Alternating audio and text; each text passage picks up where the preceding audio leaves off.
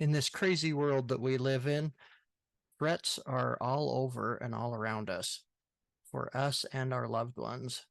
One common threat that we have to deal with is road rage. I'm going to talk for the next few minutes to give you a few ideas as far as what you can do to be safe and to keep your family safe when dealing with road rage.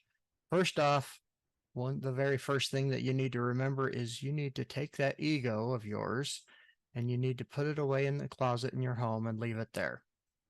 One of the biggest factors of road rage today is having an ego battle or being uh, having your pride hurt.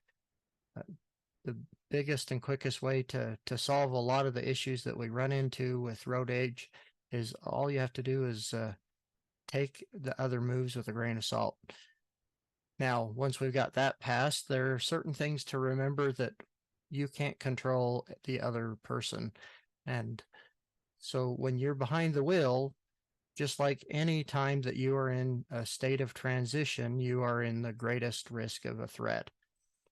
So you need to pay attention. You need to take a deep breath and open your eyes and put away your distractions.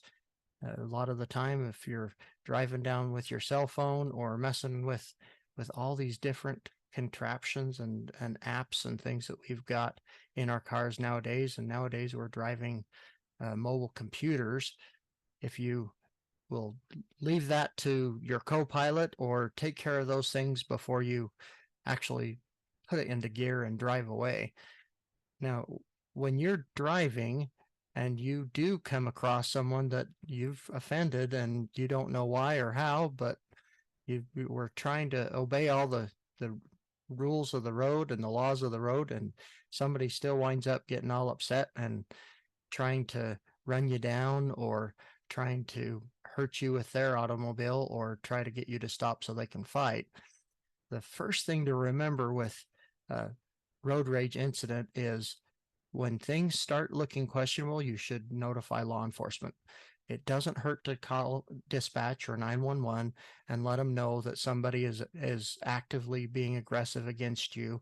And there's a lot of other uh, safety precautions that you can put into your vehicle, like uh, dash cameras and other uh,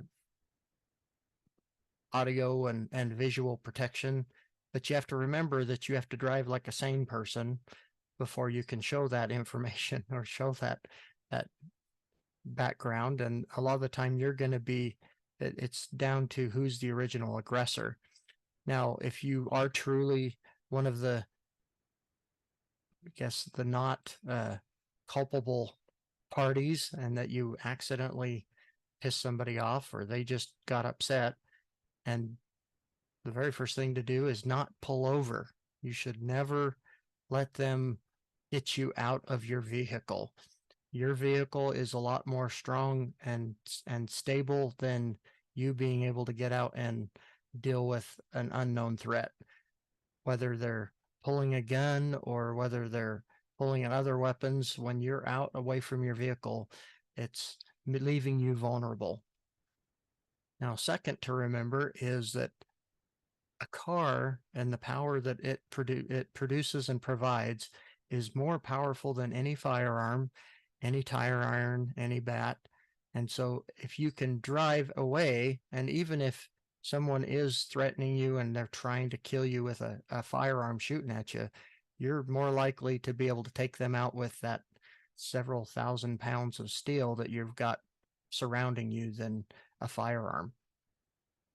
Now you have to remember that in a court of law that you can, if you're not truly trying to defend yourself, that you can still be prosecuted for manslaughter or for willingly injuring someone else if you're not truly defending yourself.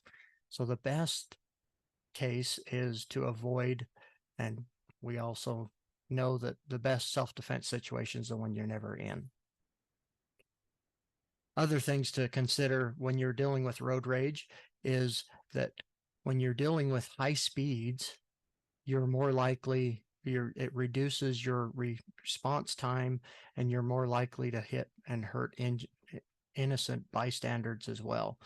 So it's best to maintain a safe speed, to travel to, if you feel like you're being followed, to travel to a place like a hospital or to a police station. And with the technology and having phones nowadays, and while you, like we talked about right off the bat, when you talk to dispatch and you're telling them your location and telling them what's going on, then you can be able to have that extra support, because criminals, even if they're in the wrong and they thwart their unkind behaviors or their chances to try to hurt you, they'll still call the cops just as quick and try to play the victim. So if you remember that it's often the first person that calls the cops wins, but you also have to remember that you are responsible for your own safety. The 911 is more for legal protection and the ultimate protection if you have to deal with an extended problem or extended where someone has cornered you or tried to corner you on a stretch of road.